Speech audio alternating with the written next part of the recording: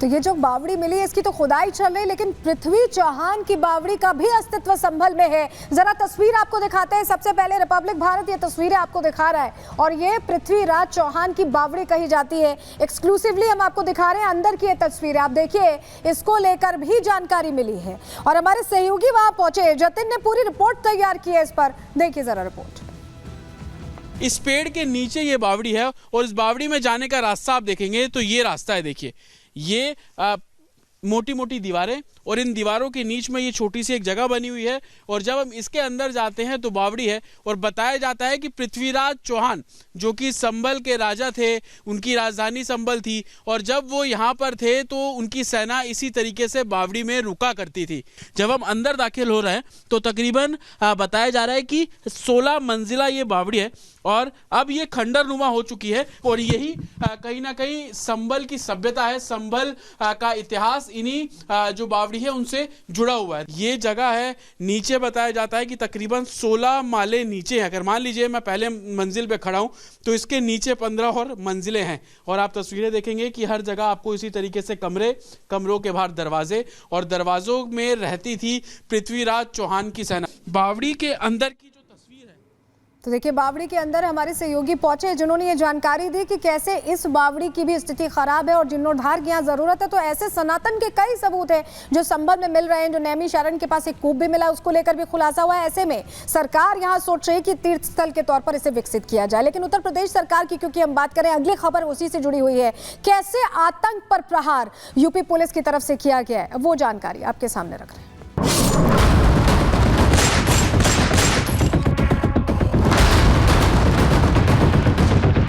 बहुत ही अच्छी कार्रवाई करते हुए हम लोगों ने सफलता हासिल की। लानौर की चौकी पे ग्रेनेड से हमला किया था और उसके बाद से ये फरार चल रहे हैं। जवाबी कार्रवाई में ये तीनों क्रिटिकली इंजर्ड हुए, उपचार देकर इन्हें जिला अस्पताल लाया गया जहां उनकी मृत्यु की पुष्टि सीएमओ साहब और उसकी टीम के द्वारा की गई है।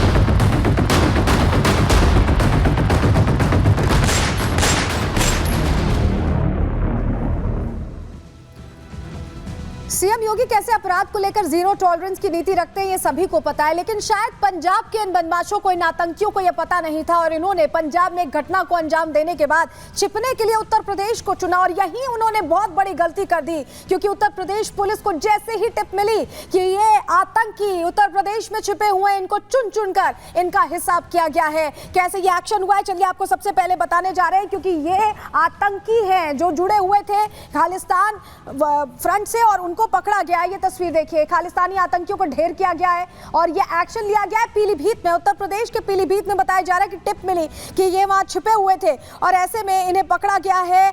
खालिस्तानी कमांडो फोर्स के ये सदस्य बताए जा रहे हैं जिनको ढेर करने में बड़ी सफलता मिली है, बड़ी सफलता मिली है और एक्शन लिया गया है बाकायदा। क्योंकि ये बताया जा रहा है कि गुरदासपुर में घटना को अंजाम देने के बाद उत्तर प्रदेश में छुपे हुए थे। पूरी जानकारी अब आपके सामने रख रहे हैं। हुआ क्या है, पीलीभीत में देखिए 3 खालिस्तानी आतंकी मारे गए हैं और खालिस्तानी कमांडो फोर्स के ये सदस्य बताए जाते हैं। गुरदासपुर में इन्होंने बड़ी वारदात को अंजाम दिया था। पुलिस थाने पर, पुलिस चौकी पर ग्रेनेड से इनकी तरफ से अटैक किया गया था और हमले के बाद यह उत्तर प्रदेश आकर छुप गए थे। उत्तर प्रदेश आकर इन्होंने ठिकाना लिया और यूपी पुलिस को, दरअसल पंजाब पुलिस से बातचीत हुई, इंटेल मिला, इनपुट मिला और उसी के आधार पर तीनों आतंकियों को पूरनपुर इलाके में ढेर कर दिया गया है। पहले पकड़ने पहुंची थी पुलिस, लेकिन इनकी तरफ से फायरिंग होने लगी और ऐसे में मुठभेड़ के दौरान इन्हें ढेर करने में सफलता मिली। और चलिए जरा आपको बताते हैं कि आतंकी जो ढेर किए गए उनकी पहचान किस किस नाम से हुई। तस्वीर आपके सामने रख रहे हैं।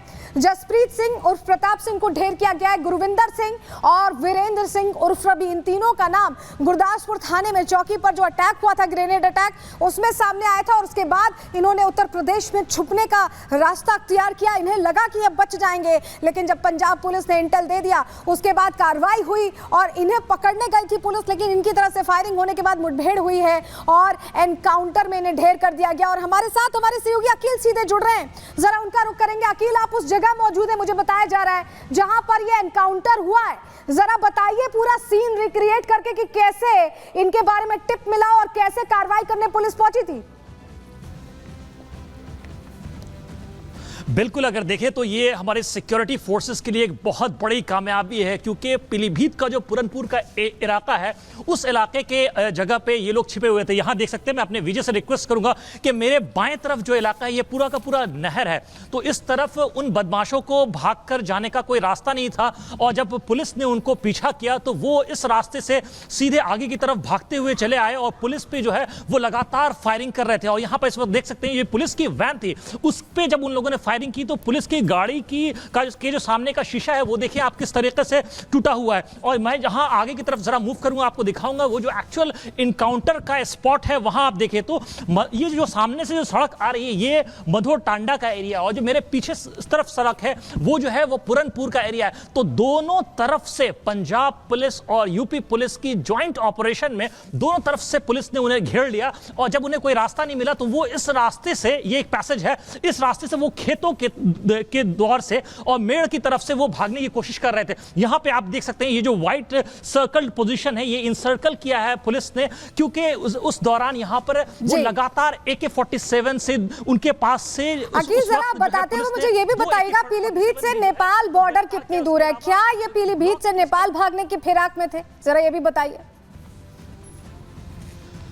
जी हाँ, ऐसी जो इंटेलिजेंस की इनपुट आ रही है उसके अकॉर्डिंग अगर आप देखें तो कहीं ना कहीं इस तरह का अंदेशा पाए, क्योंकि आप देखें ये जो इलाका है पुरनपुर का इलाका, इसको मिनी पंजाब के नाम से भी जानते हैं। यहाँ से तकरीबन नेपाल का जो बॉर्डर है वो 40 से 42 किलोमीटर से ज़्यादा दूर नहीं है, तो ऐसा अंदेशा लगाया जा रहा है कि उनके लिए ये एक सेफ हेवन है, यहाँ से वो निकलकर उस तरफ भागने की कोशिश कर रहे थे। यहाँ आप देखें, थोड़ा मैं आगे बढ़ूंगा, अपने विजय से रिक्वेस्ट करूंगा कि ये जो पूरा स्पॉट है उसको दिखाएं आपको। इस एनकाउंटर स्पॉट पर यहाँ वो पेड़ की आड़ में छिप गए और सामने ताबड़तोड़ जो है वो पुलिस पे फायरिंग कर रहे थे उस वक्त, और उसके बाद जब पुलिस ने उन्हें सरेंडर करने के लिए कहा तो वो सुन नहीं रहे थे और लगातार पुलिस पे फायरिंग करते। उसके बाद जब पुलिस ने रिटेलिएटरी फायरिंग किया उस दौरान उनके वाइटल ऑर्गन्स पे जो है वो गोली लगी और उनको फिर बाद में हॉस्पिटल ले जाया गया, और जहां पर पुलिस जो डॉक्टर्स की टीम है उन्होंने उसे मृत घोषित कर दिया। तो अगर आप देखें तो ये जो खालिस्तानी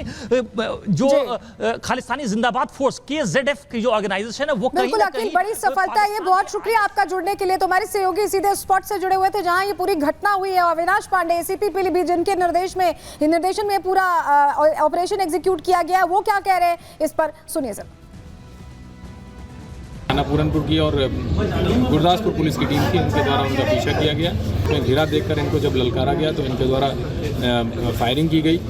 फायरिंग में जो जवाबी कार्रवाई उनके द्वारा काफ़ी हैवी फायरिंग हम लोगों पर की गई, उसमें जवाबी कार्रवाई में ये तीनों क्रिटिकली इंजर्ड हुए। इन तीनों को CSC पुरनपुर पहुंचाया गया, वहां पर प्राथमिक उपचार देकर इन्हें जिला अस्पताल लाया गया, जहां उनकी मृत्यु की पुष्टि CMO साहब और उनकी टीम के द्वारा की गई। तो कई सामान भी मिले इन आतंकियों से जिससे लग रहा है कि तैयारी से निकले थे। जरा तस्वीर आपको सामने रख रहे हैं, तस्वीर आपको दिखाते हैं कि कैसे, ये देखिए घातक हथियार मिले, अलग अलग घातक हथियारों से ये लैस थे।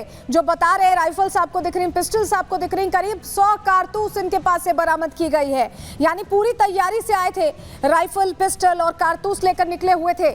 और यही वजह है कि जब पुलिस एक्शन लेने पहुंची तो इन्होंने जवाबी कार्रवाई करने की कोशिश की और ऐसे में मुठभेड़ हुई है। जरा